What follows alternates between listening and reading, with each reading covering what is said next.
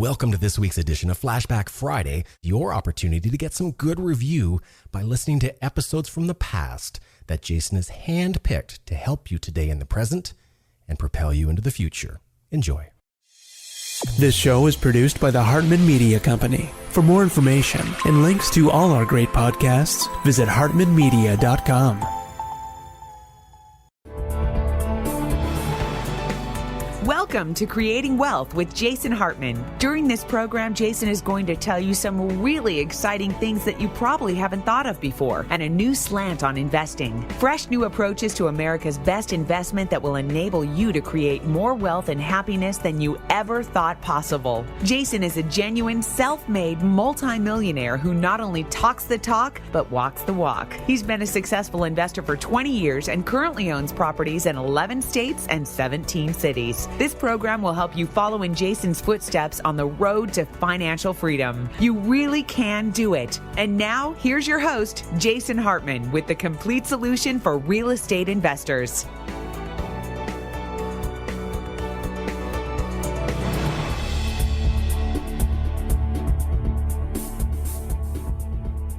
Welcome to the Creating Wealth Show. This is your host, Jason Hartman, and this is episode number 277. And today we're going to have as our guest, in a few minutes here after I talk with Steve and we go over some current events and so forth, today we're going to have Steve Sjuggerud on. And now what's interesting about this guest is you may have read his work or been familiar with his name or at one time or another. He is with Agora Financial. And as you may know, they're the largest publisher of financial newsletters in the world. We've had many of their guests on our show before, including Addison Wiggin, the number 2 guy there, and many others.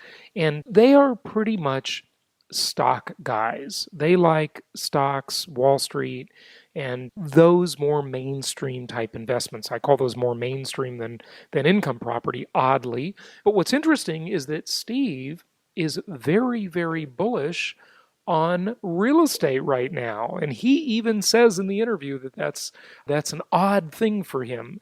But he talks about how now, with all the analysis that he has done, which is quite extensive actually, that now is really one of the best opportunities to either buy a home for yourself or make money in real estate as an investor. So we'll get to that here in just a few minutes. But we've got the other Steve, our investment counselor, on the line with us. And we just want to go over a few announcements and current events. Steve, how are you? Doing great, Jason. Good. Now, what's interesting is, we spent the weekend in Silicon Valley at an investor conference where I spoke, and it was an interesting weekend, but I just got to mention it because a lot of people sort of talked about geography there, and they talked about where you're located. Well, what's funny is that the company is located in California. I now live in Phoenix. You live in Salt Lake City, having recently moved your family from Indianapolis, which is where I met you. And isn't it interesting how everything is so virtual and everybody can be all over the place nowadays physically, but we can communicate so well together, isn't that? I mean, it's such a marvel. It really is. Yeah, we get to communicate. We get to skip all of the office politics and ridiculous meetings. It's great being virtual, and it really makes it very efficient. And the people in Silicon Valley definitely appreciated that. They're all about the technology, and that's how we do it. No question about it. And an interesting point on that, I just finished reading a book. Gosh, I've read some great books over the last few months. I probably need to talk about some of them on the show, but one of them was a book called Rework. And it's a short book, and it was, forgive my memory here, I think it was the founder of Basecamp. That is an internet tool that allows people to collaborate. And one of the things he kept mentioning is how bad meetings are for productivity and how people are most productive when they're alone, when they're working on their own and not in an office and not at a meeting and all that kind of stuff. And I couldn't agree more. I mean, the real work gets done when you're alone doing your work. Okay. Not when you're not when you're sitting in meetings and talking by the water cooler and politicking and all that kind of stuff. So definitely agree with that. But hey, let's talk, Steve, about an interesting article. This was Realty Check. This was Diana Olick. Of course, she's very well known, the home of the business of real estate, and she's with CNBC. And you wanted to kind of talk about this one because it's about how, as housing recovers, what will happen to the boom in apartments? Right, right. And there has been a huge boom in apartments. And I think that that's for two reasons. Number one, obviously a shortage of residential housing, right, with everything that's been going on. And number two, because so many large funds and things have been skittish on the stock market and other choices, they want to go into real assets. The only way they know how to do that is to go into a real estate investment trust or something like that. And because it's such massive amounts of money, they can't go buy a bunch of houses, although some of them are trying. All they know how to do is buy a bunch of apartment buildings or, strip malls or large commercial. And they all have been competing for this. And I think that's part of what's been driving the price up in these things. Because, you and I were talking earlier about the demand for single family is just better than apartments. Apartments are transitory. Nobody wants to be in an apartment for long term. Well, at least most people don't. Yeah, right. Yeah, no. I'm kind of weird. I like being in an apartment because, I'm single and I like the social aspect to it. But by and large, most people, they don't. They look at an apartment as a temporary thing. They want to be in a single family home. And that's the great thing we offer to tenants, to renters, is we offer them single family homes most of the time. And if not, we offer them duplexes and fourplexes and sometimes larger apartment buildings. But by and large, most of our clients are buying single family homes. One of the things I want to mention, because someone might disagree with a remark you made initially when we started talking about this, is that there's a shortage of single family homes because they keep hearing about the inventory hangover and so forth. And, we've discussed that on prior episodes extensively, and it's debatable and it's nuanced and there's a lot more to it than meets the eye, blah, blah, blah. But there is a shortage of single family housing that people can have access to. I think that's maybe the most proper way to say that. And what I mean there is, can they afford to buy it? Can they qualify for a loan? Are there enough rentals?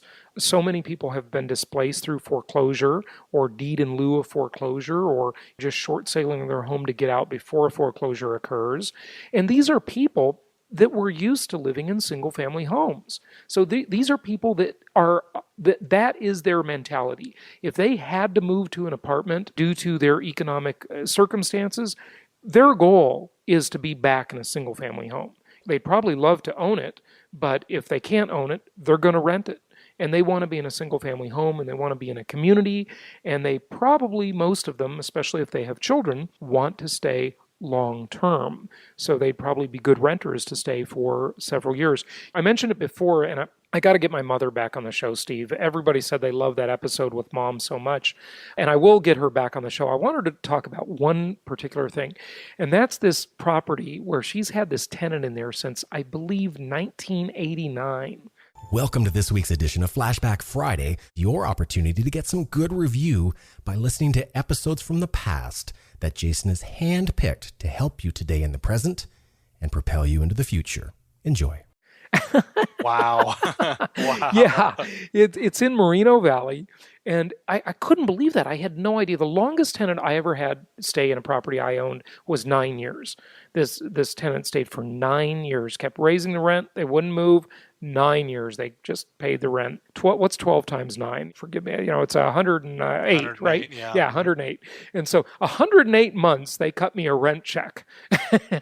and did it ever occur to them that maybe they should move out and buy a house? I don't know. They didn't. But my mom said she never even changed the carpet in this house since 1989. Wow. And the tenant is still there. I got to get her on the show to talk about that. You got to get pictures when the tenant does move well, out. We yeah, need to see this carpet. It's definitely going to be new carpet then. Yeah. But yeah, what are your other thoughts about the apartment situation? I mean, apartments have been raging. A lot of people, and Steve, you know this firsthand, of course, they're asking me to find apartment buildings for them. And it is very, very hard to source good apartment deals. I mean, look, if you want a mediocre deal, we can source them all day long for you. But if you want a good deal, they're pretty hard to find because buyers, investors, bidders, if you will, are lining up in droves.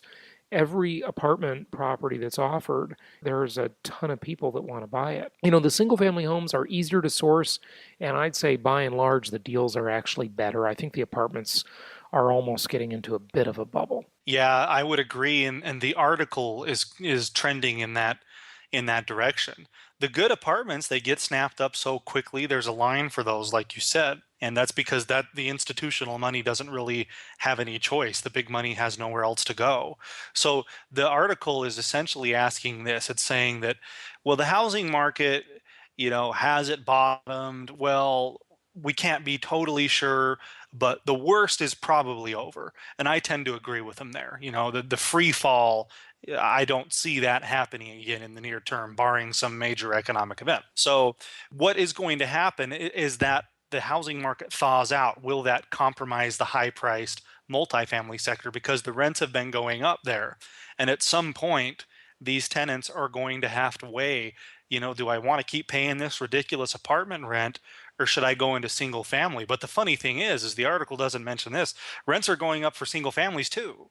So, they've got to live somewhere. And that's going to pinch. And that goes back to what we say is they have to downgrade many times. And that's why we see so much activity in the investment grade single family real estate instead of the jumbo stuff that's, 3,000 square feet and higher. And that's the problem when you listen to these reports on the housing market. It includes the big McMansions, it includes the higher middle and everything. But the investor grade properties, they're just getting snapped up like hotcakes. I mean, look, we haven't even talked about St. Louis at all lately. Maybe the listeners noticed that because our vendor has been overwhelmed. They literally cannot keep up with the supply.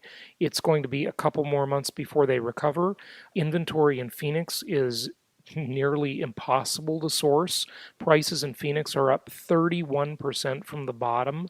I mean, this is just craziness. And there's so much incentive on the monetary policy, on the government, and on the fiscal policy side to see housing prices go up because it means higher property tax rolls, it means fewer foreclosures, fewer bank bailouts, it means so many things. That's why real estate is always just at the heart of the American economy. And what's interesting too is our time in Silicon Valley this weekend. We both just got back. You flew back to Utah today. I flew back to Phoenix today.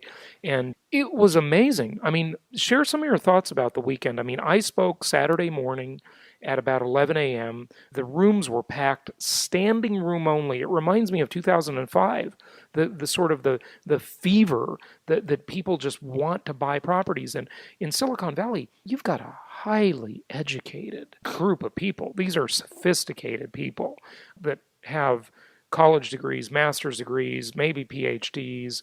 These aren't schlocky real estate seminars and schlocky dreamer type people that are attending.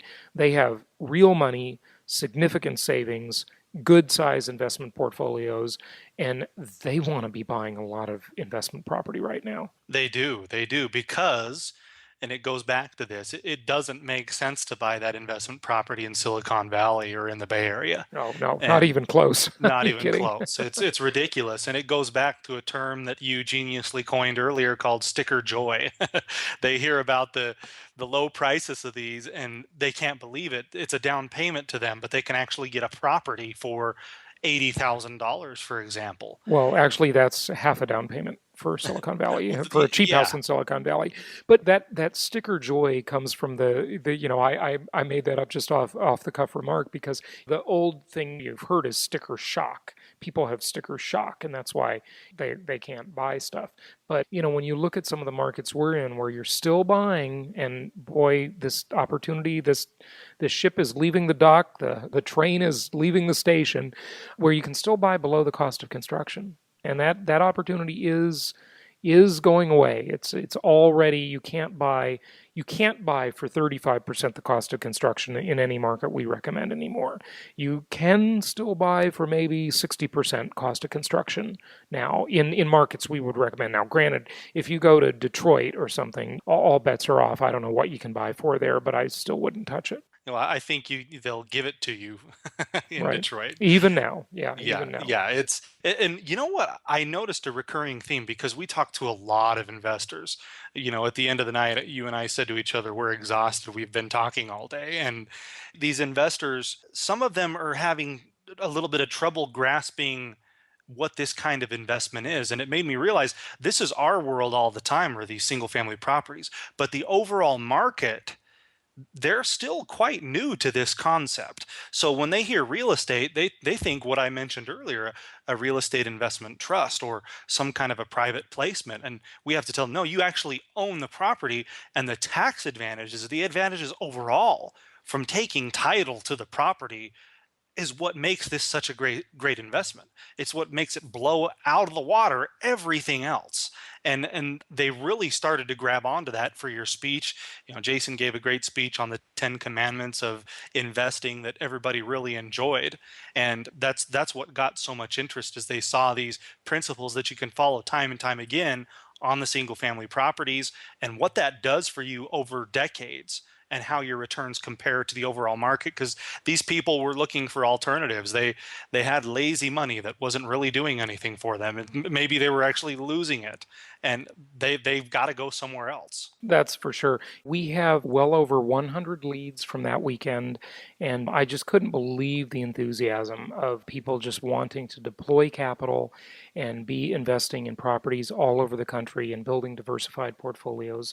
It was a very successful weekend. One of the other interesting things is, and I know you had to take a phone call, so you were out of the room for part of this, but at dinner last night, a bunch of the speakers went to dinner together, and we had a big table in kind of a private room at the hotel there, and we were talking, and one of the interesting people, well, there were two interesting comments. The first one, you were there because I remember you were sitting next to the gentleman, and that was Tom, by the way, that I'm referring to.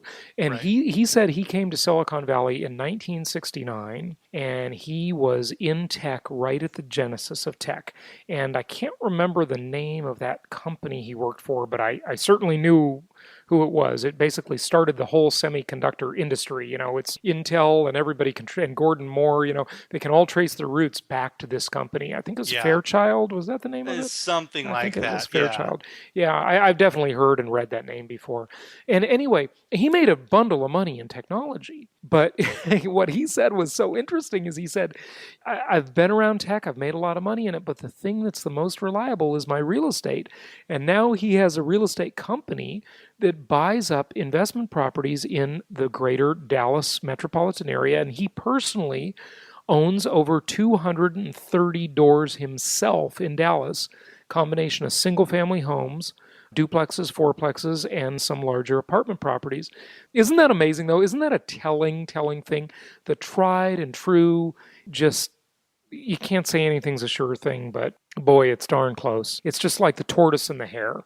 The technology's the hare. You might hit a big home run, but I tell you, I just love hitting solid doubles and singles my whole life. It's just a great thing. It's so consistent. If you can do that, you may not be as famous as Mark McGwire or Sammy Sosa, but I tell you, you're going to be the solid player that overall wins over the long term. So just chug away at those doubles and singles. What's interesting, I want to talk about the banks, but I know we're going to run out of time. So let's skip that one, Steve. Let's talk about an interesting article you sent me the other day.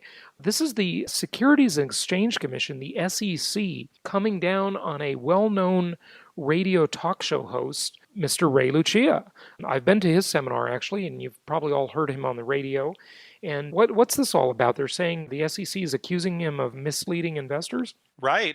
They've apparently been following what he's been saying and what he's been promising investors for quite some time, and they think it's unreasonable, and they're making some threats and looking into his operation. It doesn't say that they've filed any kind of charges or anything here, but Mr. Lucia is definitely not on their good side right now, because he's essentially been promising returns over a certain period of time and saying what kind of rate it would be, how much dividend people would get. And the SEC is completely on the opposite spectrum. I think it would be good. I'll just summarize it here. They say that, Lucia says that an investor who put $1 million in 1973 would have generated $60,000 in yearly income until 1994. And the 1 million would have grown to 1.5 million in principal value. So you would have had a 50% and this is not in real dollars, by the way, it's only in nominal dollars. So these are not inflation adjusted. Okay. So Correct. Inflation's going to have killed you along the way, by the way. We should just point that out. Little thing everybody always seems to gloss over. But this is his buckets of money strategy. Okay. Ray Lucia is well known for that whole buckets of money thing, and he's got a book out on it.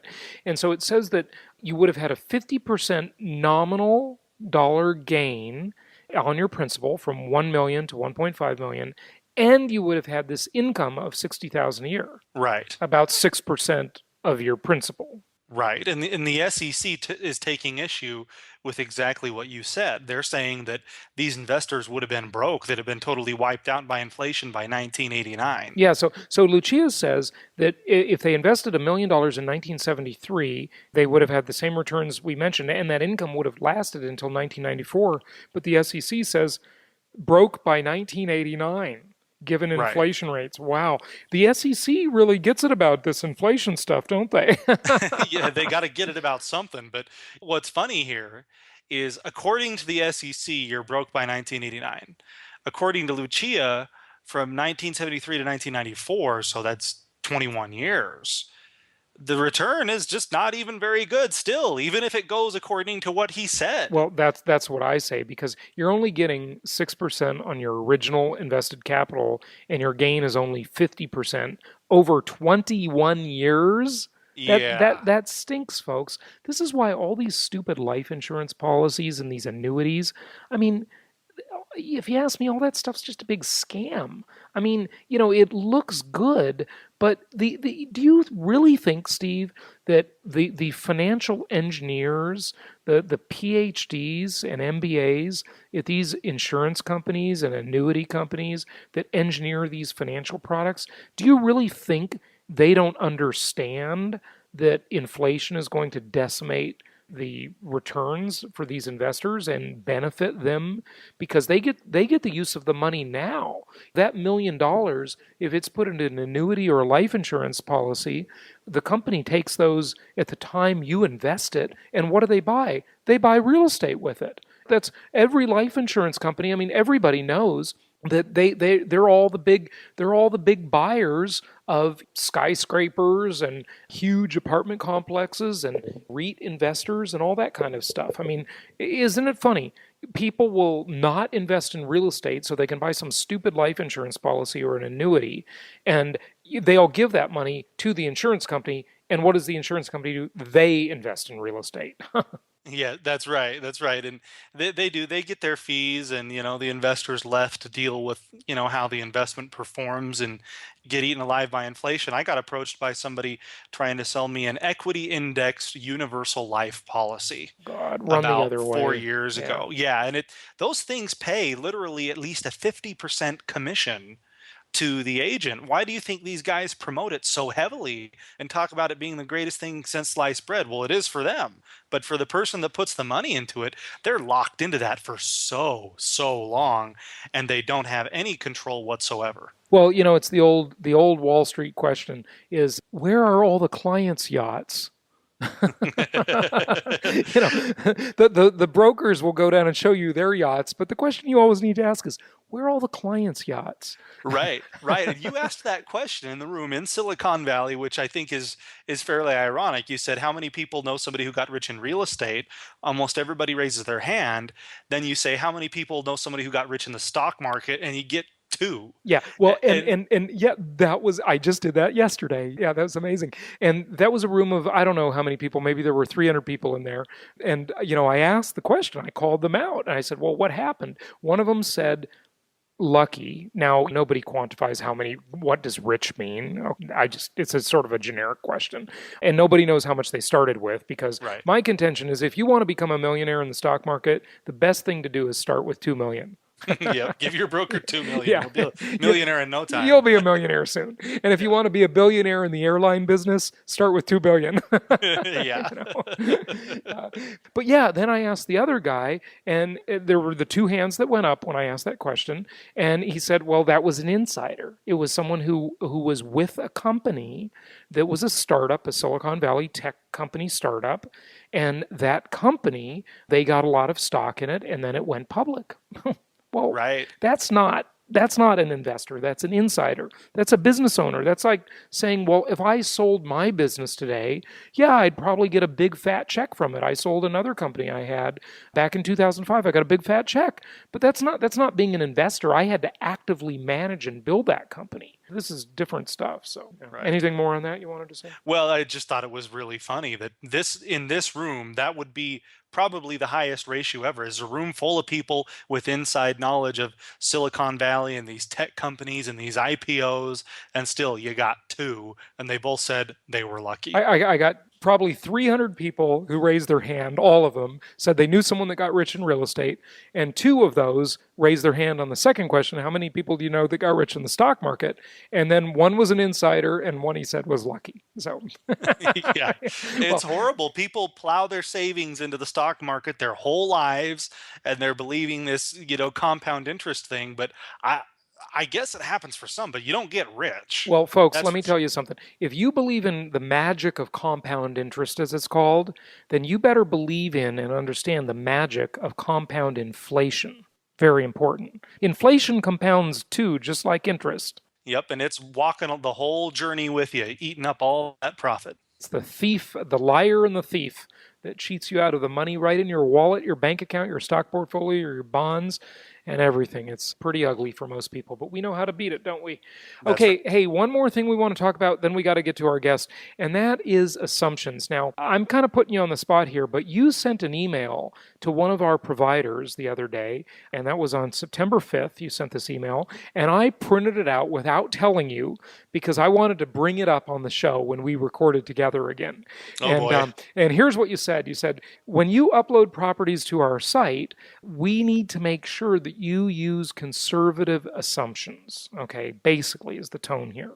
And we adjusted the maintenance on a few of your properties based on the following scale. Talk about that scale if you would, or maybe you don't have this in front of you. I'm kind of putting you on the spot, so if you don't remember it, I'll just say the scale. Yeah, I can probably recite it, but if I get it wrong, let me know. But, we're essentially looking for properties 1995 and newer. We want the maintenance reserve on those to be 3%. And then from 1980 to 1994, we want it to be 5%. And then older than that, we want it to be 8%. And the maintenance that this local market specialist had uploaded was kind of all over the map, and we really had to take into consideration the age of the properties and the renovation level that he had done on them in order to get a more accurate return for the investors, because maintenance is a fact of life on real estate. I mean, you have to do it. And let me tell you, folks, the hokey thing, I remember I was trained back when I went to work for Century 21 when I was 19 years old and still in college. I remember taking one of their classes, and the instructor was a guy named Dennis McKenzie. He wrote a bunch of the real estate books. He was a great instructor, by the way. Whatever happened to that guy? I wonder if he's still around. I should get him on the show because he was a really good teacher. But he used to always have this thing called hokey broker goes to jail. That was the thing. Hokey broker goes to jail with these bogus assumptions. And I'm telling you, what most of these investor groups do, most of our competitors, the few that there are, they don't put in anything for maintenance. They don't put in anything for vacancy. They quote the interest rates too low. They quote the rents too high. And I did that comparison, maybe a dozen episodes ago, where I took the exact same property off of my competitor's website, and I took it off of our website. It was the same property from the same provider because I know who we're working with, okay? And their pro forma showed that property performing a lot better than our pro forma showed it performing. I just believe in this promise less, deliver more. And hey, sometimes what we promise doesn't even work out. It works out worse than we promise. You just got to be conservative about this stuff, though, folks. You can't, there's no guarantees in life except death and taxes. Any other thoughts on these assumptions? Well, generally, if you stick by them, you're going to be okay. I mean, we've tested them in all the markets that we're in. We really have a lot of experience in this, and we know how these things are going to turn out. I mean, how these materials, how these packaged commodities can depreciate. There's going to be a maintenance cost to them. And when you plan for that and you're realistic, it's not going to be a surprise, and you budget accordingly, the investments run very smoothly for you. Right. And everybody should know that on the older properties, they're still rehabbed. We don't have any property that anybody ever buys that's unrehabbed. So it's always fixed up and brought up to like a current spec level before you buy it. So even if the property was built in, 1970, for example, when you get it, it's fully rehabbed and rent ready. So it's sort of part of it was originally built in 1970, but then there have been, improvements along the way. So that's good. Hey, one thing I want to mention too is, and I'm sorry to say this, folks, but the Atlanta tour is sold out. It's just completely full. The biggest bus we can get holds 40 people, and we have to use, I think we've got so far 2 chaser vehicles in addition to the big tour bus that we have for that tour. So we are fully sold out on the Atlanta tour, and we'll have another Creating Wealth Bootcamp and tour coming up in another city. We haven't decided yet, but it'll probably be first week of November, and then we're just about to confirm our Meet the Masters event for, I think, the 3rd weekend of January. So stay tuned for those, and we look forward to seeing you at those events. But hey, that's it for us. Steve, thanks for joining me again on the intro today, and let's go to our guest, Steve Sjuggerrud, and he talks about housing, and this coming from a stock market guy. It's going to be a very interesting interview, so we'll be right back with that in just a moment. Be sure to call into the Creating Wealth Show and get your real estate, investing, and economics questions answered by me personally. We'd love to have you call in, share your experiences, ask your questions, and a lot of other people listening have those very same questions. So be a participant in the show at 480-788-7823. That's 480-788-7823, or anywhere in the world via Skype.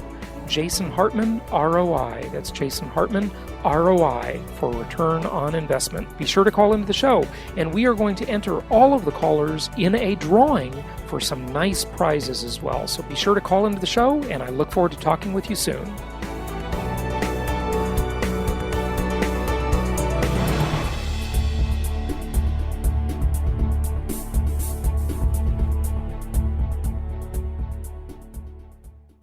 It's my pleasure to welcome Steve Sjuggerrud to the show. He is the editor at Stansberry Research, a company that you may be familiar with. They've produced some big-time videos, and they've got a lot of subscribers to their email newsletter that we'll touch on today as well. Steve, welcome. Oh, thank you, Jason. How are you doing today? Doing great. I'm looking forward to talking about your favorite subject here. Well, there you go. There you go. Now, in just the minute or two that we chatted before recording here, you mentioned that you're not a real estate guy, but you think real estate's looking pretty good now, huh? That's correct. I've spent my career studying. I got my PhD studying international currencies. I've traveled the world looking at stocks and bonds and real estate. And, over a couple decades, this is the first time in my career that I've put residential real estate in the U.S.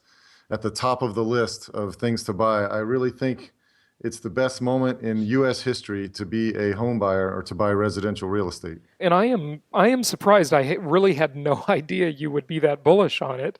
A lot of the Agora people have been writing about the adjustable rate loans and the various times. I've seen a lot of graphs in some of the other Agora publications about when they're adjusting and such, and kind of doom and gloomy in a lot of sectors, really. But tell me why you think that. Why are you so bullish on real estate? Well, I could bring it down to a smaller level or back it up to a bigger level, but the simplest things are, look, we've seen home prices fall by a greater amount than any time in American history in our lifetimes, and we have mortgage rates lower than any time in history as well. So houses are now more affordable than ever, and they're selling below their replacement cost. And people are scared. They've never seen a moment like this. And this is really what I look for, are moments when people are scared. There's a lot of uncertainty. And that's the moment that you can get the greatest values in an investment. And a lot of times I'm hunting the far corners of the world, and here it is finally right here in our backyard. Yeah, and I've looked around the world. I've met with many of the Agora people in different countries and toured around with them and so forth, or the people they refer, especially through International Living.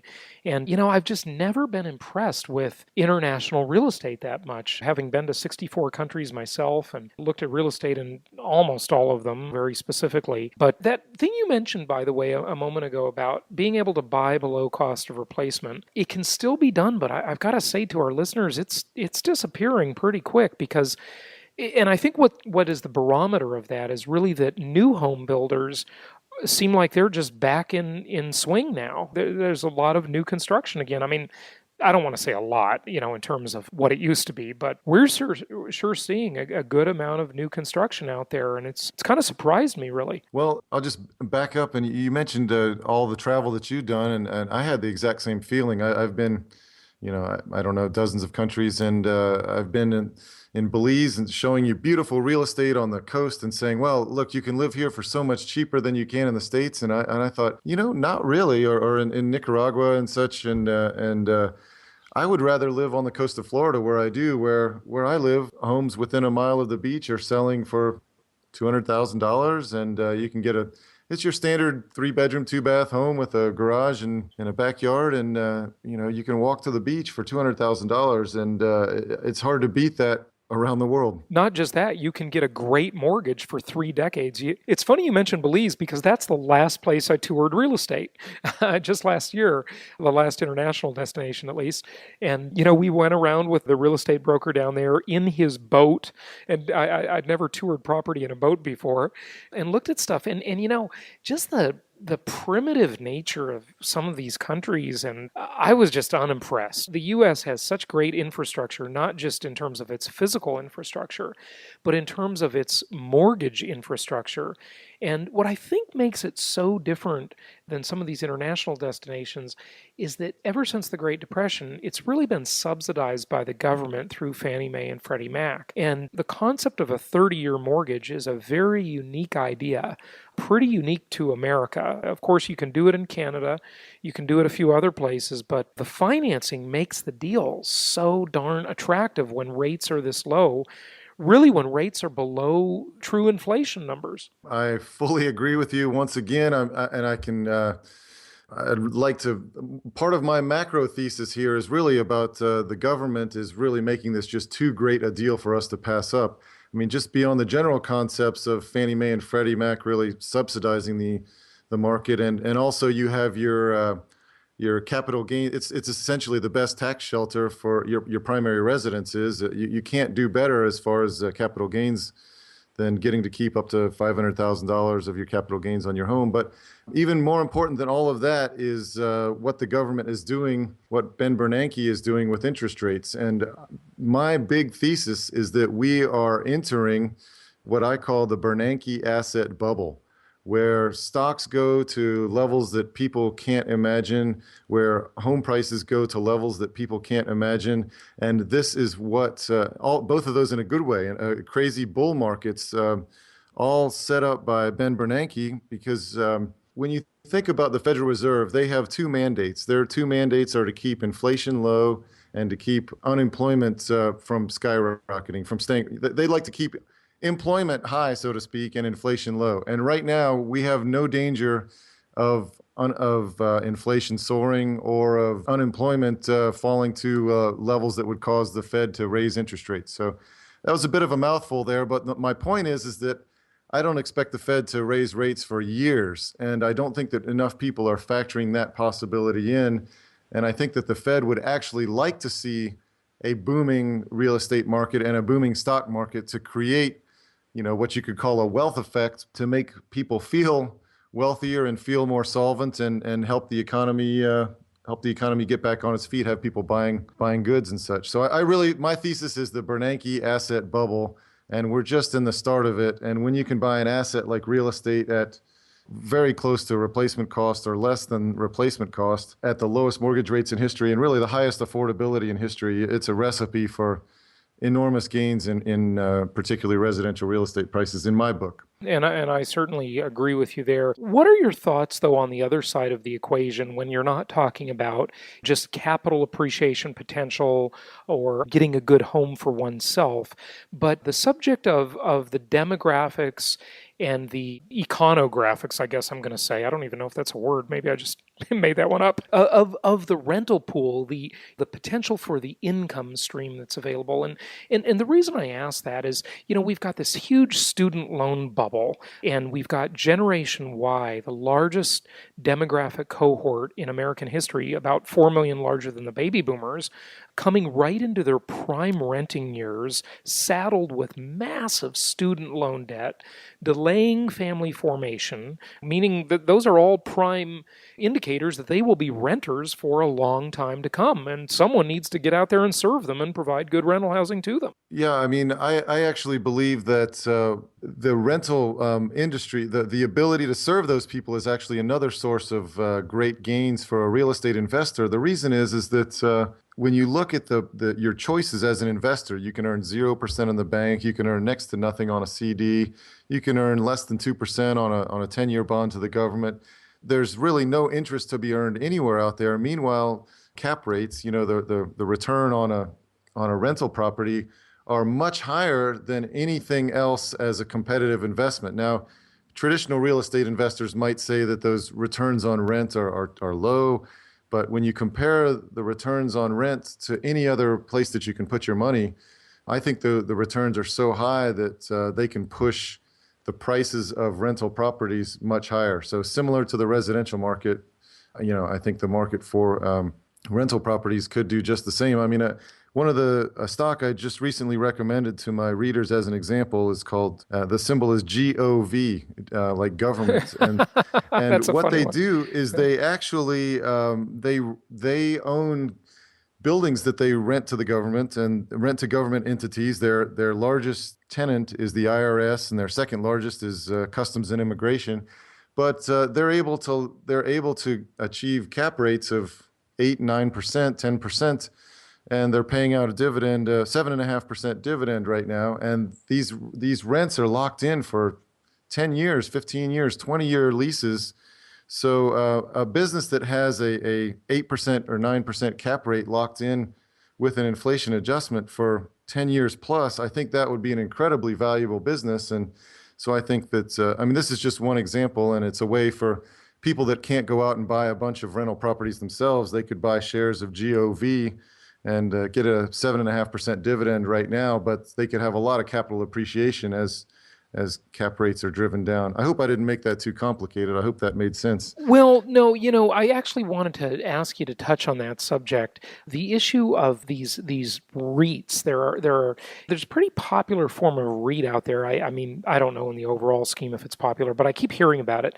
These REITs that buy real estate, and they're not actually, I can't remember what they're called. They're not actually valued, or they're not actually traded, non-traded REITs. That's what they are, actually. Sorry.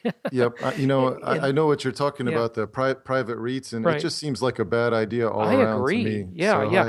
What they're basically promising is they're promising income based on the rental cash flows, and I hear that there are already lots of problems in that world. Do you want to elaborate on that at all? It just seemed like such a bad idea that I'd kind of written them off before I'd even bothered looking into them. I mean, I don't know why it would need to be a private product other than for a bank or a bank-like entity just to earn a sales commission selling the thing. So no, I don't know much about them at all. Like I said, I dismissed them before I've even really looked into them. Yeah, so maybe there's some value there, but I've been doing this long enough, and there are enough.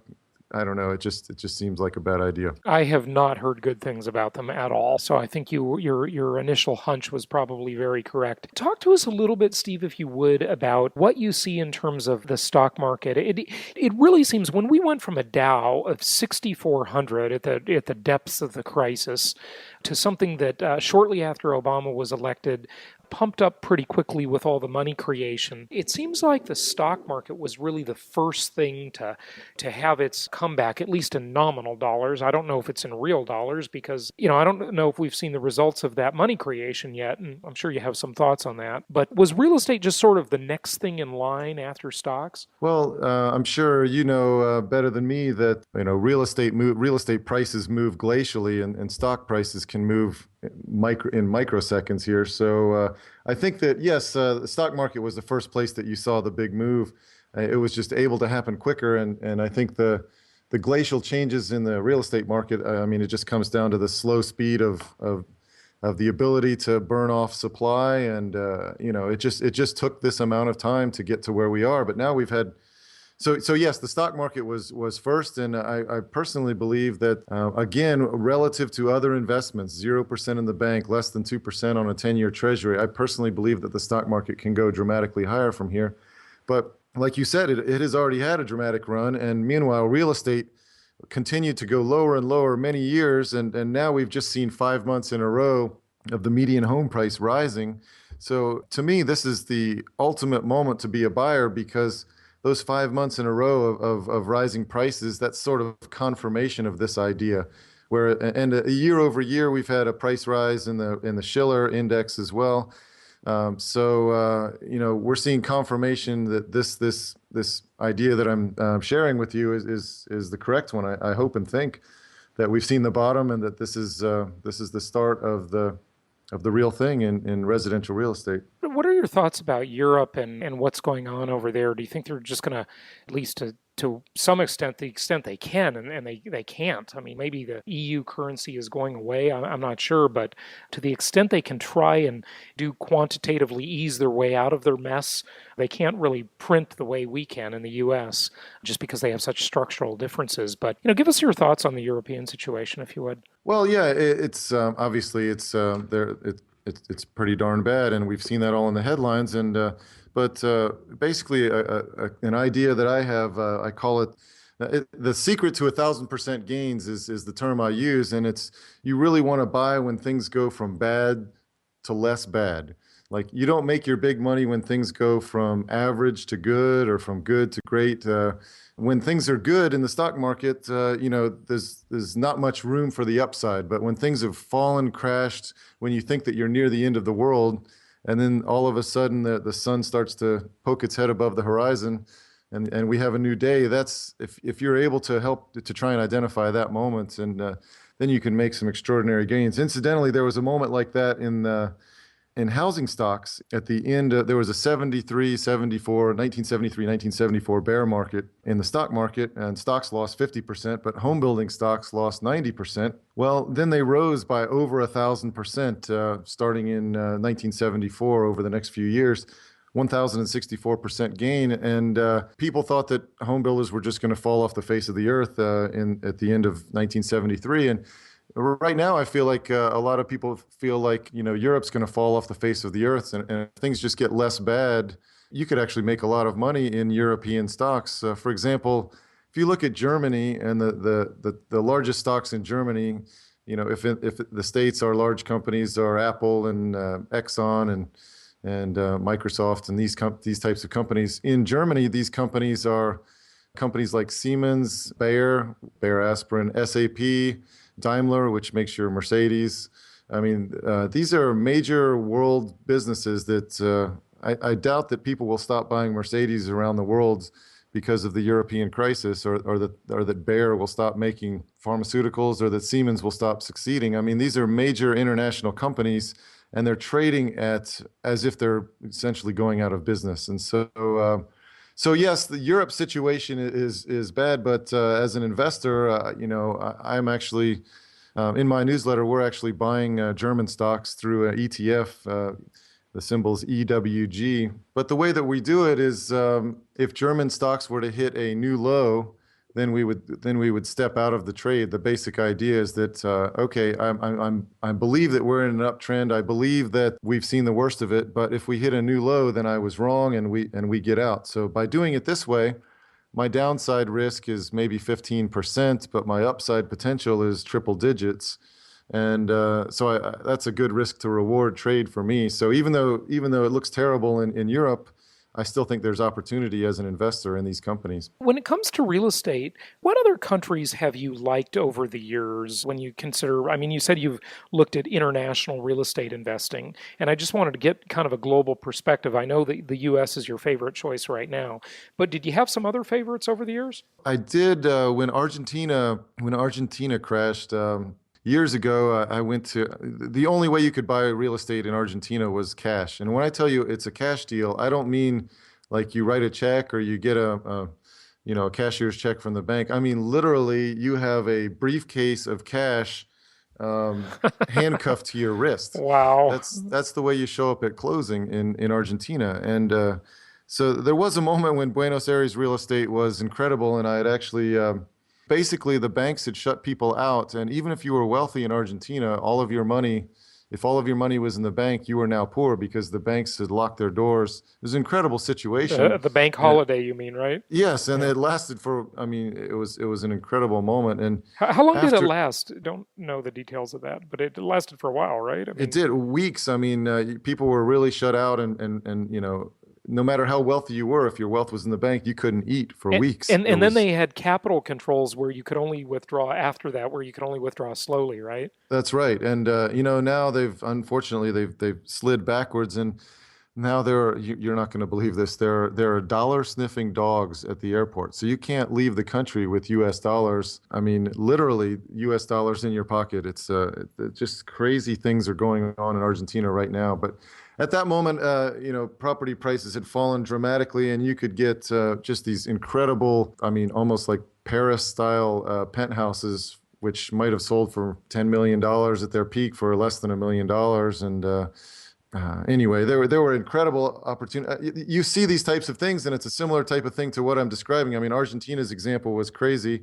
I mean, I did build a house in Nicaragua in the early 90s and sold that. But I don't have a whole lot of international experience in real estate. But I'm just finding opportunity right here in my backyard. An example is a couple months ago, I bought a property, and it was a couple hundred acres. The last contract on it in 2008 was $14.4 million. And I did my research and found that the bank that owned it was in trouble. And long story short, we bought that property for less than $1 million. It's just incredible. I mean, the bank took such an incredible bath on this property. And but the way that I actually did this research, and I don't know if you've seen this or thought of this, but I've actually found the banks that are close to me that are in the most trouble, and then I'll find the properties that they have that they're stuck with, and go in and make offers. The simplest way to do that is you can go to bankrate.com, and then in the top right you can type safe and sound in the search box, and it gives the bank ratings for which banks are the safest and soundest. You can type the name of any bank in, and it gives you a percentage rank from sort of 1 to 100 where the bank stands. And the latest offer that I made, on a scale of 1 to 100, the bank was 0.3%. So it was below the first percentile. It was the worst possible case that a bank could be in, and they happen to own about a mile's worth of riverfront here, intracoastal waterway frontage, which is a half mile from the beach. And so I'm currently negotiating on a mile's worth of riverfront. It's for we're at numbers that they're too low to print, as they say. But I think one of the secrets is you can get these opportunities at 90% below the sort of the high mark for by buying from the banks that are in the most trouble. And the simplest way to see them is, I think, that Bankrate Safe and Sound ratings. Just type in the name of the bank that owns that earth, and if their rating is terrible, you have a better shot at being able to get that get property. a deal. Yeah, and I just want to make the disclaimer to our listeners that especially buying undeveloped land, can be highly risky. You need to know what you're doing. There are environmental issues. Of course, that's a fairly speculative bet in almost every case because it doesn't produce income. So sometimes you need to be able to hold and wait for the path of progress to come your way. Not always, but it just depends. So be careful and be careful of things like brownfield laws and so forth. Environmental issues get pretty significant in some vacant land transactions. So I just want to throw that out there as a disclaimer to people. It's not a good old simple single family home. Nope, you're absolutely right. This is definitely a speculation, and our intended holding period is 5 to 7 years, and we are getting it agricultural classification on it. So instead of the taxes will be lower, right? Taxes, yeah, we'll go from say $50,000 a year to about $1,000 a year. There's timberland on the property, so the income from the timberland will have a positive carrying cost, if that's the right way to say that. It won't cost us any money to carry it over that time. And meanwhile, we listed it with a realtor immediately after we bought it, and they listed it for $5.4 million. So the one we bought for less than $1 million.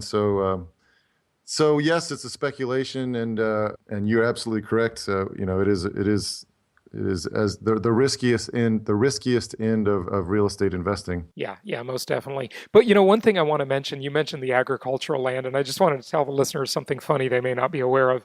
Sometimes you'll see not very large plot of land in Texas, for example, and you'll see a cow on it. And you'll just see this one cow on this, small piece of land. And the reason that cow is there is to get lower property taxes, because it can be classified as farmland if you have a cow roaming around on your land. So it's just like the funniest thing. You'll be in this sort of semi-rural-ish, suburban-ish neighborhood. There'll be some cow roaming around on a not very large plot of land, and that is the reason. That is a valuable cow right there. Yeah, you're not kidding. If it can knock your property tax rate down by thousands of dollars per year, it is a very valuable cow. Yep. Yeah, definitely. But what else do you want our listeners to know? It's just really interesting to talk to you, Steve, and hear your thoughts on it. But anything else you'd like to say? Nothing offhand. I mean, I just think that the big idea for me is this Bernanke Asset Bubble, that asset prices could go higher than anyone can imagine. And I think that people are sort of a bit paralyzed with fear. You've got Europe and the fiscal cliff and the dollar, and people, there's always something to worry about. But, at the time that there's nothing to worry about, you've already missed it. So you have to be willing to buy in a moment of uncertainty. And I think on a risk to reward basis, residential real estate, this is as good as it gets. So. Fantastic. Well, give out your website if you would. Yeah, it's dailywealth.com. Just as it sounds, dailywealth.com. Fantastic. Well, Steve, thank you so much for joining us today, and I look forward to having some more of the guests with the Agora family on our shows. We've had many over the years, and look forward to having more, and thanks for sharing your insights and your bullishness on residential real estate. I couldn't agree more. My pleasure, Jason. I enjoyed it. Thanks. Now's your opportunity to get the Financial Freedom Report. The Financial Freedom Report provides financial self-defense in uncertain times, and it's your source for innovative, forward-thinking investment property strategies and advice. Get your newsletter subscription today. You get a digital download and even more. Go to jasonhartman.com to get yours today. This show is produced by the Hartman Media Company, all rights reserved. For distribution or publication rights and media interviews, please visit www.hartmanmedia.com or email media@hartmanmedia.com. Nothing on this show should be considered specific personal or professional advice. Please consult an appropriate tax, legal, real estate, or business professional for individualized advice. Opinions of guests are their own, and the host is acting on behalf of Platinum Properties Investor Network, Inc. exclusively.